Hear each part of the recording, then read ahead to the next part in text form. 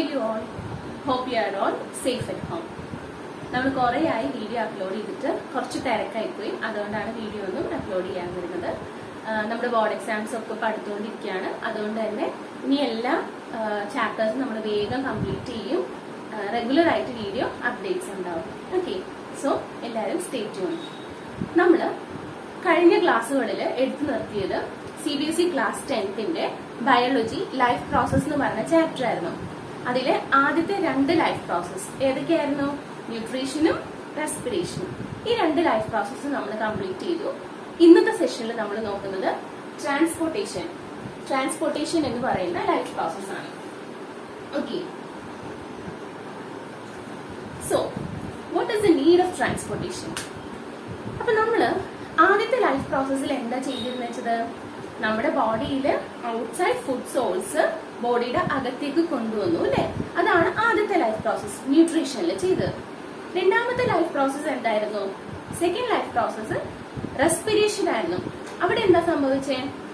അകത്ത് കൊണ്ടുവന്ന ഫുഡിന്റെ അബ്സോർബ് ചെയ്തെടുത്ത ഫുഡിന്ന് എനർജി റിലീസ് ചെയ്യുക by the process of oxidation of food.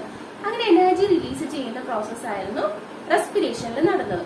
അപ്പൊ നമ്മൾ നോക്കുകയാണെങ്കിൽ ഡൈജഷൻ നടന്നത് നമ്മുടെ സ്മോൾ ഇന്റസ്റ്റൈനിലാണ് കംപ്ലീറ്റ് അബ്സോർപ്ഷൻ നടന്നിരിക്കുന്നത്.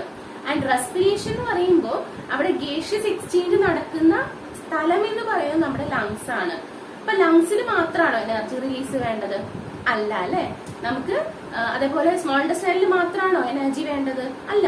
നമ്മുടെ ഹെഡ് ടു ടോ എല്ലാ ഭാഗത്തേക്കും നമ്മൾ ഈ പറയുന്ന നമ്മുടെ അബ്സോർബ് ചെയ്ത ന്യൂട്രിയൻസും ആ ന്യൂട്രിയൻസ് ഓക്സിഡൈസ് ചെയ്യാൻ വേണ്ട ഓക്സിജനും ട്രാൻസ്പോർട്ട് ചെയ്യണം. സോ ഈ പ്രോസസ്സ് നമ്മുടെ എൻറ്റയർ ബോഡിയിലേക്ക് നമുക്ക് കൊണ്ടുപോകണമെങ്കിൽ we require a transportation system. അപ്പൊ അതിന് വേണ്ടിയിട്ട് ഹെൽപ്പ് ചെയ്യുന്നതാണ് നമ്മുടെ മൂന്നാമത്തെ ലൈഫ് പ്രോസസ് ആയ ട്രാൻസ്പോർട്ടേഷൻ. അപ്പോ നമുക്ക് ഈ ചാപ്റ്ററിൽ മെയിൻ ആയിട്ട് 3 ട്രാൻസ്പോർട്ടേഷൻ സിസ്റ്റംസ് ആണ് പഠിക്കാനുള്ളത്. ഫസ്റ്റ് വൺ നമ്മള് ഹ്യൂമൻ ബീങ്സിലെ ഹ്യൂമൻ ട്രാൻസ്പോർട്ടേഷൻ പഠിക്കാനുണ്ട്. Then of fishes and plants. Okay, അങ്ങനെ 3 ട്രാൻസ്പോർട്ടേഷൻ സിസ്റ്റം ആണ് നമുക്ക് പഠിക്കാനുള്ളത്. ഇതില് ഫിഷസ് ആൻഡ് ഹ്യൂമൻ എന്ന് പറയുമ്പോൾ അനിമൽ സർക്കുലേറ്ററി സിസ്റ്റം, അവരുടെ സർക്കുലേറ്ററി സിസ്റ്റത്തിനേക്കാളും കുറച്ചും കൂടി സിമ്പിൾ ആയിട്ടുള്ള ഒരു സിസ്റ്റമാണ് പ്ലാന്റ്സിന്റെ സർക്കുലേഷനിൽ വരുന്നത്. ഇതിലും കുറച്ചും കൂടി അല്ലെങ്കിൽ വളരെ ലെസ് കോംപ്ലിക്കേറ്റഡ് ആയിട്ടുള്ള ഒരു സിസ്റ്റം ഓഫ് എക്സ്ചേഞ്ച് ആണ് ലോവർ ഓർഗാനിസത്തിൽ നടക്കണേ. അതിന് കാരണം എന്താ? ഇവരെന്ന് പറയുമ്പോൾ കുറച്ചും കൂടി കോംപ്ലിക്കേറ്റഡ് ആയി, അത്ര കോംപ്ലിക്കേഷൻസ് ഒന്നും ഇല്ല ലോവർ ഓർഗാനിസംസ്. അപ്പൊ അവർക്ക് സിമ്പിൾ ഡിഫ്യൂഷനിൽ കൂടെ എന്ത് ചെയ്യാൻ പറ്റും? എക്സ്ചേഞ്ച് ഓഫ് മെറ്റീരിയൽസ് അല്ലെങ്കിൽ എക്സ്ചേഞ്ച് ഓഫ് ഗ്യാസസ് ഒക്കെ ചെയ്യാൻ പറ്റും. പക്ഷേ ഹ്യൂമൻ അല്ലെങ്കിൽ ഫിഷസ് എന്നൊക്കെ പറയുമ്പോൾ മൾട്ടി സെല്ലുലർ ഓർഗാനിസം ആണ്. അപ്പൊ multi cellular and well developed ആയിട്ടുള്ള ഓർഗാനിസം എന്ന് പറയുമ്പോൾ അവർക്ക് സിമ്പിൾ ഡിഫ്യൂഷനിൽ കൂടെ എക്സ്ചേഞ്ച് ഓഫ് മെറ്റീരിയൽ അല്ലെങ്കിൽ intake of nutrients, release of energy ഒന്നും ചെയ്യാൻ പറ്റത്തില്ല. അപ്പൊ അതിന് കുറച്ചും കൂടി കോംപ്ലിക്കേറ്റഡ് ആയിട്ടുള്ള അല്ലെങ്കിൽ വെൽ ഡെവലപ്ഡ് ആയിട്ടുള്ള ഒരു സിസ്റ്റം തന്നെ വേണം. And such a system is our transportation system. ആ ലൈഫ് പ്രോസസ് ആണ് ട്രാൻസ്പോർട്ടേഷൻ. ഓക്കെ, അപ്പൊ നമ്മള് ആദ്യത്തെ സിസ്റ്റത്തിലേക്ക് പോവാണ്. നമുക്ക് ഇന്ന് ഞാൻ പറഞ്ഞു 3 സിസ്റ്റമാണ് നോക്കാനുള്ളത്. ഹ്യൂമണിലെ ട്രാൻസ്പോർട്ടേഷൻ എങ്ങനെയാണ്, ഫിഷിൽ എങ്ങനെയാണ്, പ്ലാന്റ്സിൽ എങ്ങനെയാണെന്ന് നോക്കണം. അപ്പൊ നമുക്ക് what is the need of transportation ഞാൻ പറഞ്ഞു അല്ലെ? എന്തൊക്കെയായിരുന്നു ട്രാൻസ്പോർട്ടേഷന്റെ നീഡ്? ഒന്ന്, ഫസ്റ്റ് വൺ എന്തായിരുന്നു? Transport of nutrients.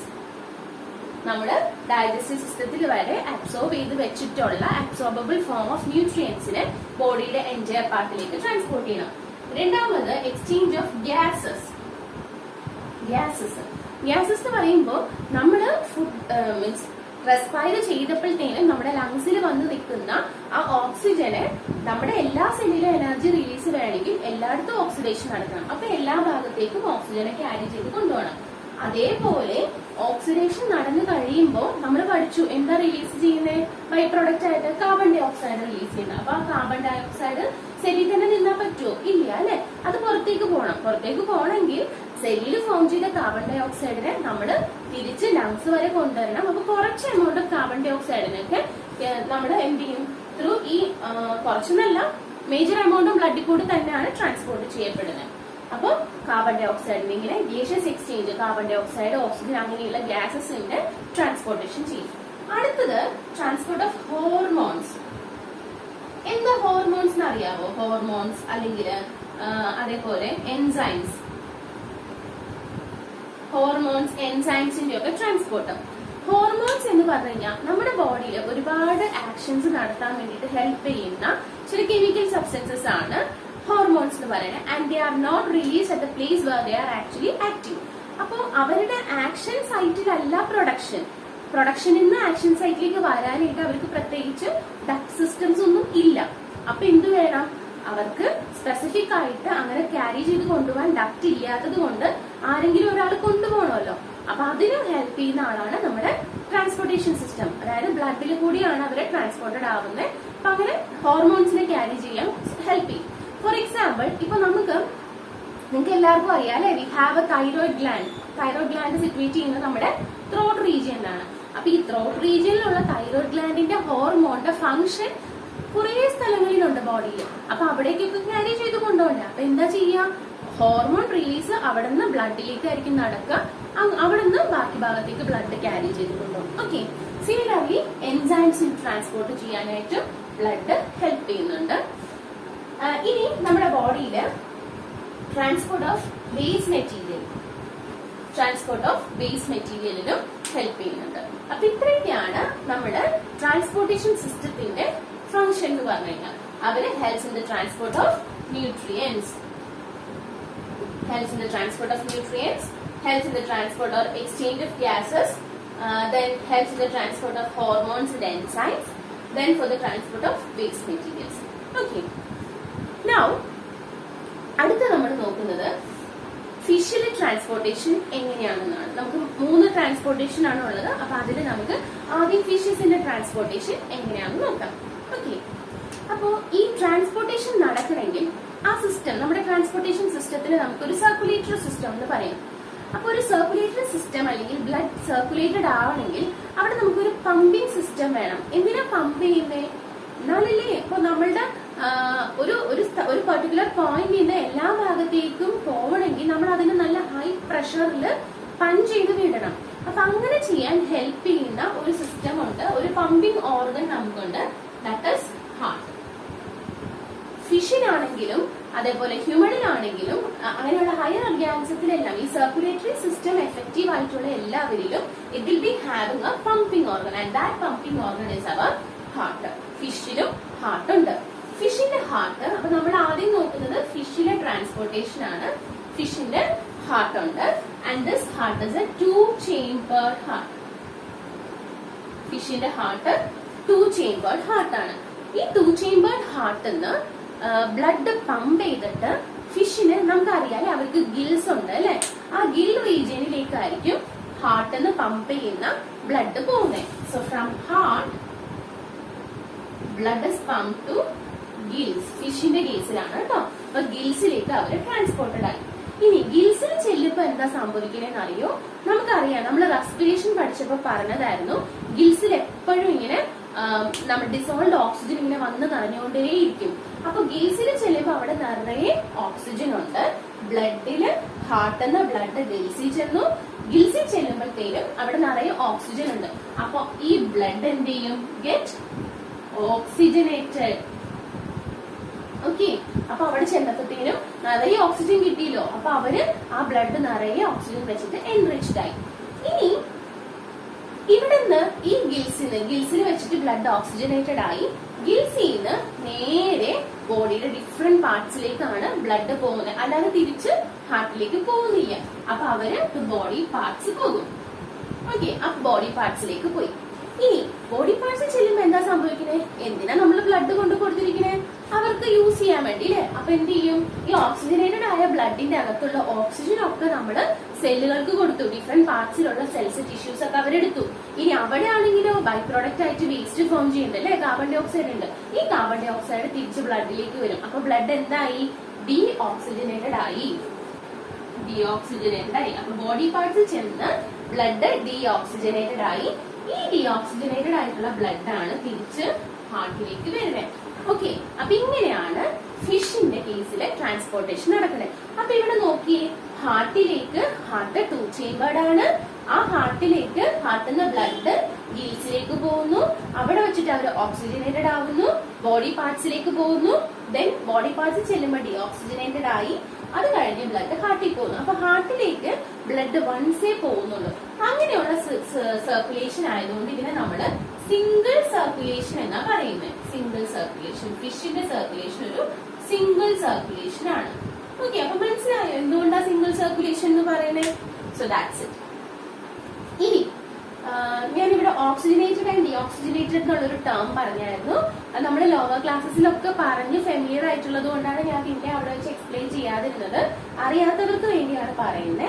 ഓക്സിജനേറ്റഡ് എന്ന് വെച്ച് കഴിഞ്ഞാല് ഓക്സിജൻ എൻറിച്ച്ഡ് ആയ ബ്ലഡ് എന്നാണ് അർത്ഥം.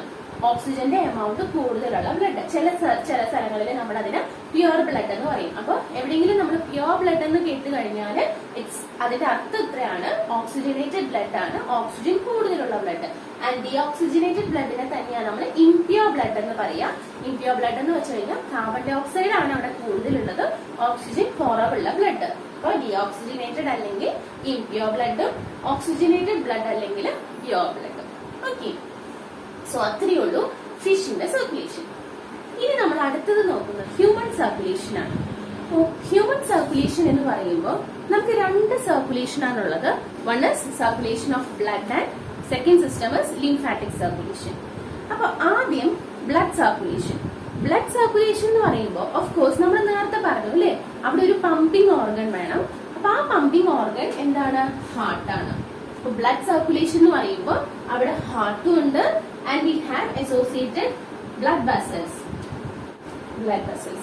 ഇവിടെ നമുക്ക് വരുന്ന ഒരു ടേം ആണ് ഓപ്പൺ സർക്കുലേറ്ററി സിസ്റ്റമും ക്ലോസ്ഡ് സർക്കുലേറ്ററി സിസ്റ്റം. ഞാൻ അതിലേക്ക് പോകുന്നില്ല, ബിക്കോസ് നമ്മളത് ലോവർ ക്ലാസ്സസിൽ പഠിച്ചിട്ടുള്ളതാണ്. ഇതേപോലെ ബ്ലഡ് വെസൽസിൽ കൂടെ ബ്ലഡ് ഫ്ലോ ചെയ്യുന്നതിനെയാണ് നമ്മളൊരു ക്ലോസ്ഡ് സർക്കുലേഷൻ എന്ന് പറയുന്നത്. ഇനി ആർക്കെങ്കിലും അത് അറിയില്ല എന്നാണെങ്കിൽ നിങ്ങൾ കമന്റിൽ ചോദിച്ചാൽ മതി, ഞാൻ പറഞ്ഞുതരാം, എക്സ്പ്ലെയിൻ ചെയ്തുതരാം. Okay, so we have heart and blood vessels. അത് മാത്രം പോരാ, നമുക്ക് ഈ ട്രാൻസ്പോർട്ട് നടക്കണമെങ്കിൽ ഒരു ഫ്ലൂയിഡ് മീഡിയം വേണം. ആ ഫ്ലൂയിഡ് മീഡിയം ആണ് നമ്മുടെ ബ്ലഡ്. ഓക്കെ, അപ്പൊ we have A heart, blood vessels, blood. ആദ്യം അപ്പോൾ നമ്മുടെ മീഡിയത്തിന് നോക്കാം അല്ലെ. മീഡിയം ഉണ്ടെങ്കിലല്ലേ ട്രാൻസ്പോർട്ട് ചെയ്യാൻ പറ്റുള്ളൂ. സോ ബ്ലഡ് എന്താണ്, ബ്ലഡിൽ എങ്ങനെയാണ് ട്രാൻസ്പോർട്ട് നടക്കുന്നത് നമുക്ക് നോക്കാം. അപ്പോ the fluid portion of circulation, fluid പാർട്ടാണ് ബ്ലഡ് എന്ന് പറയുന്നത്. നമ്മൾ ബ്ലഡിന്റെ കോമ്പണൻസ് നോക്കുകയാണെങ്കിൽ ആ ബ്ലഡിന് തന്നെ ബ്ലഡ് എന്ന് പറയുന്ന ഒരു ഫ്ലൂയിഡ് കണക്റ്റീവ് ടിഷ്യൂ ആണെന്ന് പറയാം നമുക്ക് കേട്ടോ. ഫ്ലൂയിഡ് കണക്റ്റീവ് ടിഷ്യൂ നമ്മൾ കണക്റ്റീവ് ടിഷ്യൂസ് 9th പഠിച്ചതായിരുന്നു കേട്ടോ. അപ്പൊ ബ്ലഡ് ഒരു ഫ്ലൂയിഡ് കണക്റ്റീവ് ടിഷ്യൂ ആണ്. ഈ ഫ്ലൂയിഡ് കണക്റ്റീവ് ടിഷ്യൂവിന് നമുക്ക് 4 കോമ്പണൻസ് ആണ് വരുന്നത്. First one is plasma. First component plasma. പറയുകയാണെങ്കിൽ നമുക്ക് പറയാം പ്ലാസ്മ ആൻഡ് ബ്ലഡ് സെൽസ് ആണ് ഉള്ളത് എന്ന് പറയാം. അപ്പൊ ഞാൻ പറയുമ്പോൾ അതിന് ആദ്യത്തെ component പ്ലാസ്മയുണ്ട്. then we have blood cells. blood cells എന്ന് പറയുമ്പോൾ we have RBC, WBC and platelets. So we have RBC, WBC and platelets. ആദ്യത്തെ നമുക്ക് ഫസ്റ്റ് കോമ്പണന്റ് പ്ലാസ്മ നോക്കാം. ഞാൻ പറഞ്ഞു it is A fluid connective tissue അല്ലേ. അപ്പൊ ഈ കണക്റ്റീവ് ടിഷ്യൂ എന്ന് പറയുമ്പോൾ അവർക്കൊരു മെട്രിക്സ് ഉണ്ടാവും. ആ മെട്രിക്സിലായിരിക്കും ബാക്കി സെല്ലുകൾ കിടക്കുന്നത്. അപ്പൊ എന്താ ഒരു മെട്രിക്സ് എന്ന് ചോദിച്ചു കഴിഞ്ഞാൽ, ഇപ്പൊ നമ്മള് ഒരു മീഡിയത്തിനകത്ത്, ഇപ്പൊ ഞാൻ ഒരു ബൗളിനകത്ത് കുറച്ച് വെള്ളം എടുത്തിട്ട് അതിനകത്ത് ഞാൻ എന്തെങ്കിലും സബ്സ്റ്റൻസ് ഡിസോൾവ് ചെയ്ത് വെക്കുകയാണ്, കുറച്ച് ഗ്രാനുലേറ്റഡ് ആയിട്ടുള്ള സബ്സ്റ്റൻസ് ഡിസോൾവ് ചെയ്യാന്ന് വിചാരിക്കുക. അപ്പൊ അങ്ങനെയാണെങ്കിൽ ആ ബൗളിലുള്ള ആ വാട്ടർ ആണ് അവിടുത്തെ മീഡിയം അല്ലെ, മെട്രിക്സ് എന്ന് പറയുന്നത്. ആ മീഡിയത്തിനെയാണ് നമ്മളവിടെ മെട്രിക്സ് പറയാ. അതിനകത്താണ് ബാക്കിയുള്ള ആൾക്കാരൊക്കെ കിടക്കണേ. അപ്പൊ ബേസ് ആരാ? ബേസിനെയാണ് നമ്മൾ മെട്രിക്സ് പറയാം. അപ്പൊ അതുപോലെയുള്ളൊരു സാധനമാണ് ഇവിടെ പ്ലാസ്മ. പ്ലാസ്മ എന്ന് പറയുന്ന ലിക്വിഡ് മെട്രിക്സിലാണ് ബാക്കിയുള്ള ആൾക്കാരൊക്കെ ഡിസോൾവ്, അതിനകത്താണ് കിടക്കണേ. ഫസ്റ്റ് പാർട്ടാണ് നമ്മുടെ പ്ലാസ്മ എന്ന് പറയുന്നത്. അവരുടെ മേജർ പോർഷൻ എന്ന് പറഞ്ഞാൽ പ്ലാസ്മയില് it consists of 90% of water. അതിൽ മേജർ കോമ്പണന്റ് വാട്ടർ ആണ് വരിക. ആൻഡ് ബാക്കി എന്ന് പറഞ്ഞു കഴിഞ്ഞാൽ അതിൽ കുറെ ഡിസോൾവ് ആയിട്ടുള്ള ന്യൂട്രിയൻസ് ഉണ്ടാവും. നമ്മൾ അബ്സോർബ്ഡ് ഫുഡിലെ ന്യൂട്രിയൻസ് ഉണ്ട്. അതേപോലെ സെല്ലുകളിൽ ചെന്ന് കഴിയുമ്പോൾ അവിടെ നിന്ന് കിട്ടുന്ന വേസ്റ്റ് മെറ്റീരിയൽസ് ഉണ്ടാവും. ദെൻ പ്രോട്ടീൻസ് ഉണ്ടാവും, ഹോർമോൺസ് ഉണ്ടാവും. അങ്ങനെയുള്ള സാധനങ്ങളൊക്കെ ഡിസോൾവ് ആയിട്ടിരിക്കുന്ന സ്ഥലമാണ് നമ്മുടെ പ്ലാസ്മ എന്ന് പറയുന്നത്. പിന്നെ കുറെ എമൗണ്ട് ഓഫ് ഇപ്പൊ വേസ്റ്റ് മെറ്റീരിയൽ എന്ന് പറഞ്ഞപ്പോൾ അതിനകത്ത് കാർബൺ ഡൈ ഓക്സൈഡും കൂടി ഇൻക്ലൂഡ് ആയി. കാർബൺ ഡൈ ഓക്സൈഡിന്റെ മേജർ ട്രാൻസ്പോർട്ട് പോർഷൻ നടക്കുന്നത് പ്ലാസ്മയിൽ കൂടിയാണ് കേട്ടോ. അപ്പൊ ഇത്രയുമാണ് പ്ലാസ്മയിലെ കോമ്പണൻസ്, പ്ലാസ്മയിലുള്ള കാര്യങ്ങൾ. ദെൻ അടുത്ത പോർഷൻ ആണ് നമ്മുടെ ഫസ്റ്റ് ബ്ലഡ് സെൽ ആയ RBC. അപ്പൊ എന്താ RBC എന്ന് പറഞ്ഞു കഴിഞ്ഞാൽ, RBC എന്ന് വെച്ച് കഴിഞ്ഞാൽ റെഡ് ബ്ലഡ് സെൽ അല്ലെ. RBC red blood cell. അപ്പൊ നോർമലി ഒരു സെൽ എന്ന് പറഞ്ഞു കഴിഞ്ഞാല് it will have A nucleus. പക്ഷെ RBCക്ക് ന്യൂക്ലിയസ് ഇല്ല. അപ്പൊ RBC നോൺ ന്യൂക്ലിയേറ്റഡ് ആണ്. ആൻഡ് അവര് ഡിസ്ക് ഷേപ്ഡ് ആണ് കേട്ടോ. ഡിസ്ക് ഷേപ്ഡ് അല്ലെങ്കിൽ ബൈകോൺകേവ് ഷേപ്പ് എന്നൊക്കെ പറയും. അപ്പൊ അത് അതിന്റെ സർഫസ് ഏരിയ ഇൻക്രീസ് ചെയ്യാൻ വേണ്ടിയിട്ടുള്ള ഒരു നിങ്ങൾ പോപ്പിൻസ് മിഠായി കണ്ടോ, പോപ്പിൻസ് മിഠായി, ആ പോപ്പിൻസിന്റെ ഷേപ്പ് ആയിട്ട് വരും നമുക്ക്. ഞാൻ വരച്ചപ്പോ അത്ര ക്ലിയർ ആയില്ലേ, ഈ വശം കൂടി അപ്പുറം കൂടി വേണം. അപ്പൊ അങ്ങനെയുള്ളൊരു ഷേപ്പാണ് നമ്മുടെ RBCക്ക് ഉള്ളത്. അപ്പൊ എന്തിനാന്ന് വെച്ച് കഴിഞ്ഞാൽ ഇത് ജസ്റ്റ് ഇങ്ങനെ ഇരിക്കുമ്പോഴത്തേനും ഉള്ളതിനേക്കാൾ കൂടുതൽ സർഫസ് ഏരിയ വരും. അവർക്ക് നടുക്കൊരു കുഴി വരുമ്പോഴത്തേനും ഇല്ലേ, ഇങ്ങനെ വരുമ്പോഴത്തേനും കുറച്ചും കൂടി ഒരു സർഫസ് ഏരിയ ഇൻക്രീസ് ചെയ്യാം. അപ്പൊ അങ്ങനെ സർഫസ് ഏരിയ ഇൻക്രീസ് ചെയ്യാൻ വേണ്ടിയിട്ടുള്ള ഒരു മെത്തേഡാണ് അവരുടെ ഷേപ്പിൽ അവർ അഡോപ്റ്റ് ചെയ്തിരിക്കുന്നത്. So that is they are disc shaped എന്ന് പറയാം. ഇനി RBC റെഡ് കളേർഡ് ആണ് അല്ലെ. RBC red blood cell. അപ്പൊ റെഡ് കളേർഡ് ആണ്. ഈ റെഡ് കളറിന് കാരണം it is due to the presence of haemoglobin. Haemoglobin എന്ന് പറയുന്ന കളറിംഗ് പിഗ്മെന്റ് ആണ് അവർക്ക് റെഡ് കളർ കൊടുക്കണേ. ഈ ഹീമോഗ്ലോബിന്റെ വേറൊരു കാര്യം കൂടി ഉണ്ട്. അവർക്ക് ഹീമോഗ്ലോബിന് ഓക്സിജൻ ക്യാരിയിങ് കപ്പാസിറ്റി ഉണ്ട്. അപ്പൊ എന്താ ഓക്സിജൻ ക്യാരിയിങ് കപ്പാസിറ്റി എന്ന് പറഞ്ഞു കഴിഞ്ഞാൽ അവർക്ക് ഓക്സിജനെ ക്യാരി ചെയ്യാൻ പറ്റും. അത് എങ്ങനെയാന്ന് വെച്ച് കഴിഞ്ഞാൽ ഹീമോഗ്ലോബിൻ എന്ന് പറഞ്ഞു കഴിഞ്ഞാൽ ഒരു അയൺ കണ്ടെയ്നിങ് കോമ്പണന്റ് ആണ്. അയൺ കണ്ടെയ്നിങ് കോമ്പൗണ്ട് ആണ് ഹീമോഗ്ലോബിൻ. അവർക്ക് അവരുടെ കൂടെ അറ്റാച്ച്ഡ് ആയിട്ട് ഓക്സിജന് ക്യാരി ചെയ്ത് കൊണ്ടുപോകാൻ പറ്റും. അപ്പോ അങ്ങനെ റെഡ് കളേർഡ് ആണ്. ആ റെഡ് കളറിന് കാരണം എന്താണ്? ഹീമോഗ്ലോബിൻ ആണ്. അവർക്ക് ഓക്സിജൻ ക്യാരിങ് കപ്പാസിറ്റി ഉണ്ട്. ഓക്സിജന് മാത്രമല്ല കേട്ടോ, കുറച്ച് എമൗണ്ട് ഓഫ് കാർബൺ ഡൈ ഓക്സൈഡിനെ ക്യാരി ചെയ്യാനായിട്ട് ഹീമോഗ്ലോബിന് പറ്റും. ഓക്കെ, അപ്പൊ ഇത്രയൊക്കെയാണ് നമുക്ക് RBCനെ പറ്റി പറയാനുള്ളത്. ഇനി ഒരു കാര്യം എന്ന് വെച്ച് കഴിഞ്ഞാൽ നമ്മുടെ ഈ RBCയുടെ ലൈഫ് ഉണ്ടല്ലോ, അതൊരു 4 months വരെയൊക്കെ ലൈഫ് ഉണ്ടാവുള്ളൂ. 4 months കഴിയുമ്പോഴത്തേനും അത് ഡെഡ് ആയി പോകും. പിന്നെ നമ്മൾ ഓൾറെഡി പറഞ്ഞല്ലോ അവർ നോൺ ന്യൂക്ലിയേറ്റഡ് ആണെന്ന്. അതുകൊണ്ടാണ് അവർ പെട്ടെന്ന് ഡെഡ് ആയി പോണത്. ന്യൂക്ലിയേറ്റഡ് ആണെങ്കിൽ കുറച്ചും കൂടി ലൈഫ് ഉണ്ടാവും. പക്ഷെ RBC നോൺ ന്യൂക്ലിയേറ്റഡ് ആയതുകൊണ്ടിട്ട് അവർക്ക് അത്ര ലൈഫ് ഇല്ല. നമ്മൾ എവറി ഡേ നോക്കുകയാണെങ്കിൽ അറൌണ്ട് അപ്രോക്സിമേറ്റ്ലി ഒരു 3 million RBCs ആണ് ഈച്ച് ആൻഡ് എവറി ഡേ നമ്മുടെ ബോഡിയുടെ അകത്ത് ലൂസ് ആയി പോകുന്നത്, ഡെഡ് ആയി പോകുന്നത്. പക്ഷെ പേടിക്കേണ്ട ആവശ്യമില്ല. ഈച്ച് ആൻഡ് എവറി ഡേ അതിന്റെ 4 times ഓഫ് RBC ഓരോ ദിവസവും പ്രൊഡ്യൂസ് ചെയ്യുന്നുണ്ട്. ഈ RBC, WBC അങ്ങനെയുള്ള ബ്ലഡ് സെൽസ് ഒക്കെ പ്രൊഡക്ഷൻ നടക്കുന്നത് നമ്മുടെ ബോൺ മാരോയുടെ അകത്താണ്. ഓക്കെ, അപ്പൊ അതുകൊണ്ട് തന്നെ നമുക്ക് RBC എവറി ഡേ അത്രയും ലോസ് ഉണ്ടെങ്കിലും അതിലും ഒരുപാട് amount of RBC each and every day production നടക്കുന്നു. Okay, so that's all about RBC. അടുത്തത് നമ്മുടെ WBC. WBC എന്ന് പറഞ്ഞു കഴിഞ്ഞാല് വൈറ്റ് ബ്ലഡ് സെൽസ്. ഓക്കെ, അപ്പൊ വൈറ്റ് ബ്ലഡ് സെൽസ് നമ്മൾ RBC പറഞ്ഞപ്പോ നമ്മൾ പറഞ്ഞു ദേ ആർ നോൺ ന്യൂക്ലിയേറ്റഡ്. പക്ഷെ WBC ന്യൂക്ലിയേറ്റഡ് ആണ്. ഡിഫറെന്റ് ടൈപ്സ് ഓഫ് WBCs ഉണ്ട്. ആ ഡിഫറെന്റ് ടൈപ്സ് ഓഫ് WBCയുടെയും ഡിഫറെന്റ് ഷേപ്ഡ് ആയിട്ടുള്ള ന്യൂക്ലിയസ് ആയിരിക്കും വരിക. അവര് ന്യൂക്ലിയേറ്റഡ് ആണ്, ഡിഫറെന്റ് ഷേപ്ഡ് ആണ്. ഓക്കെ, അപ്പൊ അവർ ന്യൂക്ലിയേറ്റഡ് ആണ്, ഡിഫറെന്റ് ഷേപ്ഡ് ആണ്. ഓരോ WBCക്കും ഓരോ ഷേപ്പിലായിരിക്കും അവരുടെ ന്യൂക്ലിയസ് വരാം. അവരുടെ മെയിൻ ഫംഗ്ഷൻ എന്ന് പറഞ്ഞു കഴിഞ്ഞാല് ദേ പ്രൊവൈഡ് ഇമ്മ്യൂണിറ്റി.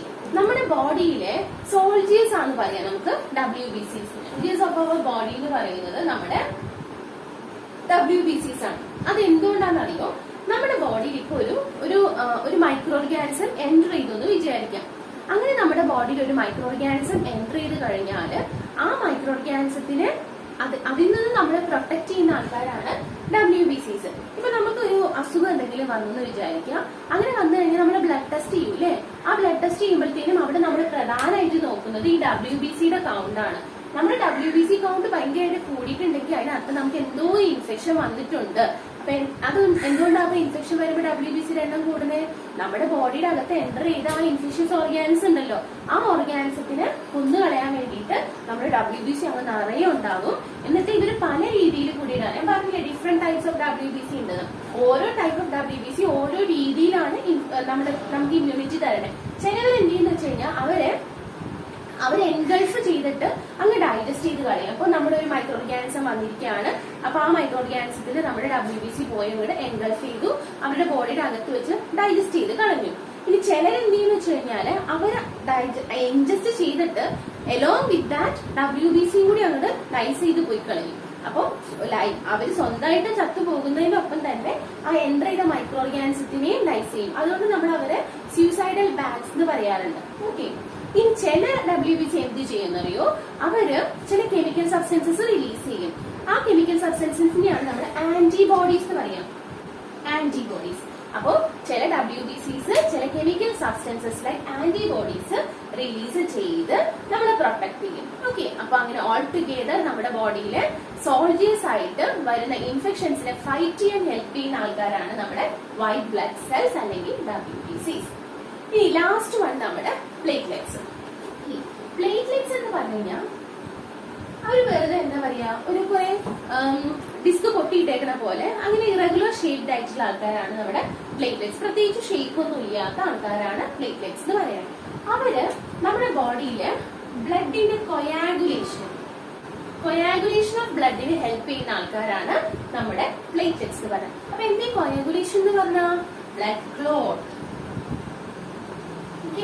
ബ്ലഡ് ക്ലോട്ടിനെയാണ് നമ്മൾ കൊയാഗുലേഷൻ എന്ന് പറയാം. അപ്പൊ ബ്ലഡ് കൊയാഗുലേഷന് ഹെൽപ്പ് ചെയ്യുന്ന ആൾക്കാരാണ് പ്ലേറ്റ്ലെറ്റ്സ്. അപ്പൊ ബ്ലഡ് കട്ടയാവുന്നത് നല്ലതാണോ?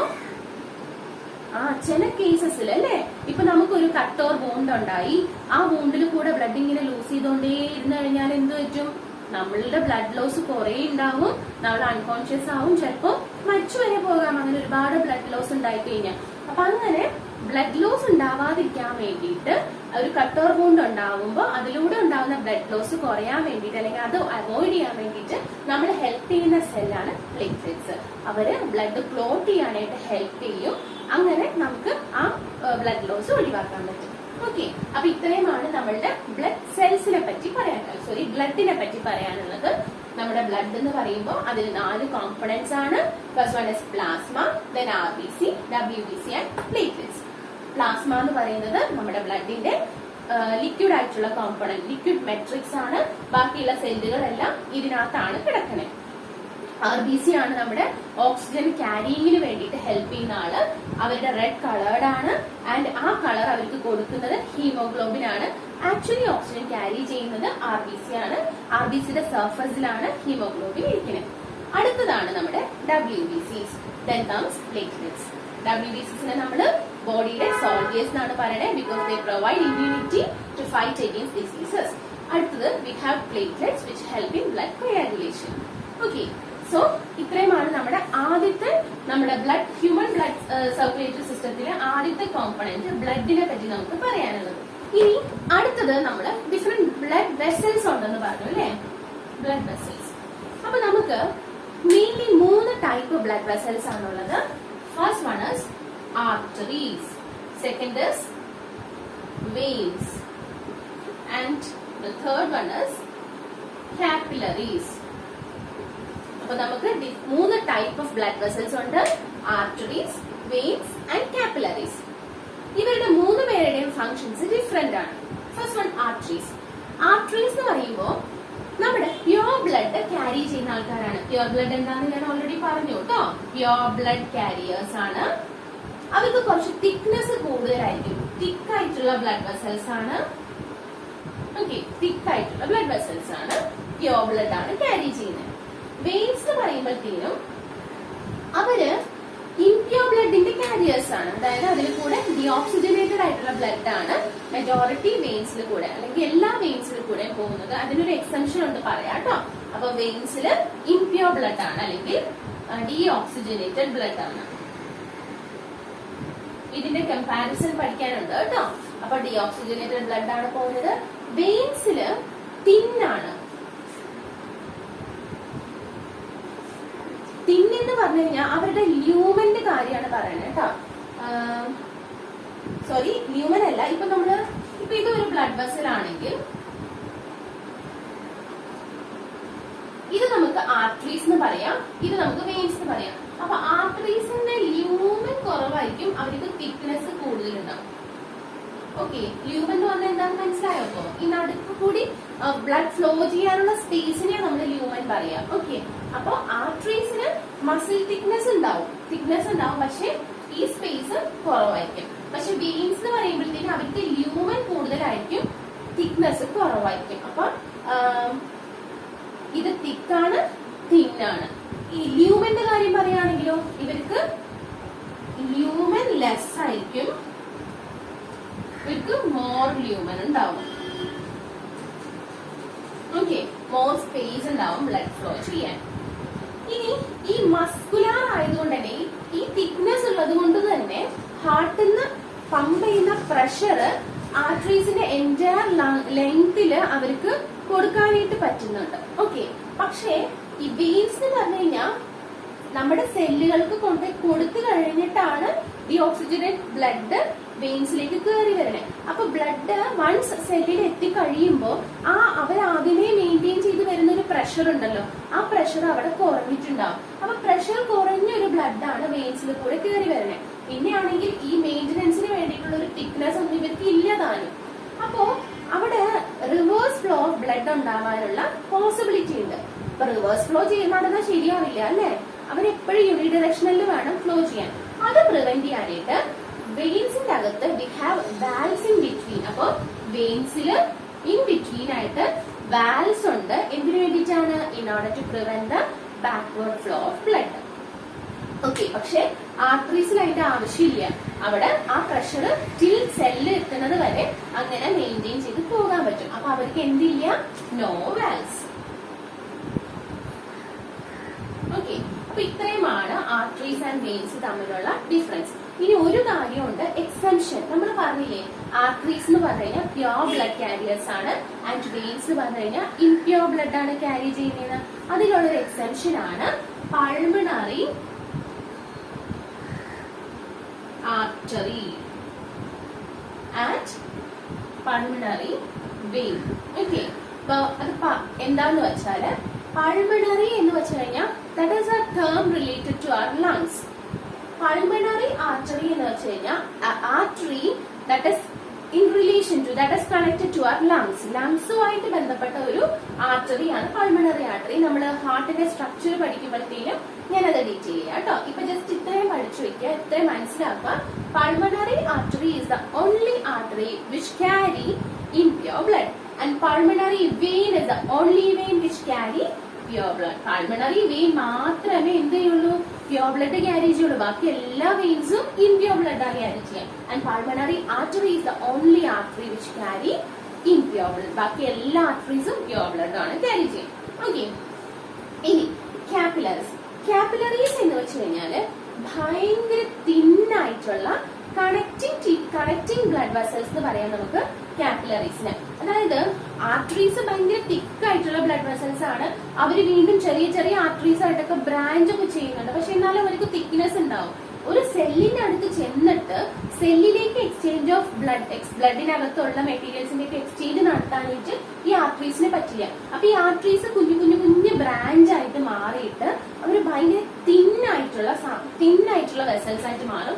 ആ തിൻ വെസൽസിനെയാണ് നമ്മൾ കാപ്പിലറീസ് എന്ന് പറയാം. They act as a connecting link between arteries and veins. Okay, അപ്പോ ഇതാണ് നമ്മുടെ ഒരു ഒരു സെല്ലെങ്കിൽ, നമ്മുടെ ഒരു നോർമൽ ബോഡി സെല്ലെങ്കിൽ ആർട്ടറീസ് ഇങ്ങനെ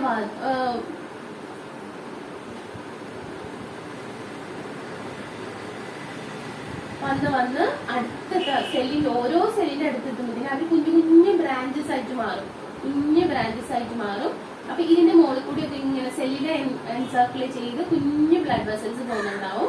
ആ കുഞ്ഞു ബ്ലഡ് വെസൽസ് ആണ് നമ്മുടെ കാപ്പിലറീസ്. അപ്പൊ ഇവിടുന്ന് ആർട്ടറീസ് പ്യോർ ബ്ലഡിനെ കൊണ്ടുവന്നു, അവര് കുഞ്ഞു ബ്രാഞ്ചസ് ആയിട്ട് മാറി.